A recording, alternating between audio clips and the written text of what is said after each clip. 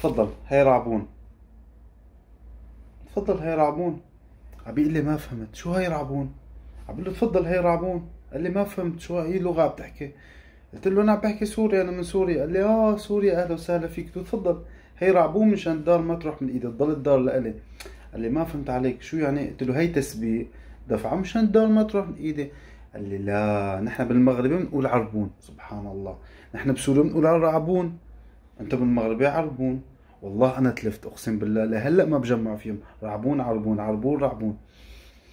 جنيت. المهم جيت على الرباط يا جماعة الخير، بدي استأجر دار، عم بدور على دار بدي استأجرها. أول ما جيت المغرب بعد عذاب شديد لقيت دار مناسبة، سعرها مناسب. يا سلام، مشان ما تروح من إيدنا نحن الأعراف والأصول بتقول أعطيه رعبون مشان يضل محافظ لك على الدار لبين ما أكتب معه عقد عند موثق ولا بالمقاطعة ولا عند شي جهة.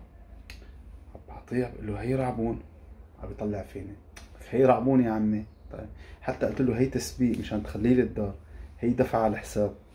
طلع فيه قال لي نحن بالمغرب بنقول عربون، ولهلا يا جماعة الخير بتلف فيها.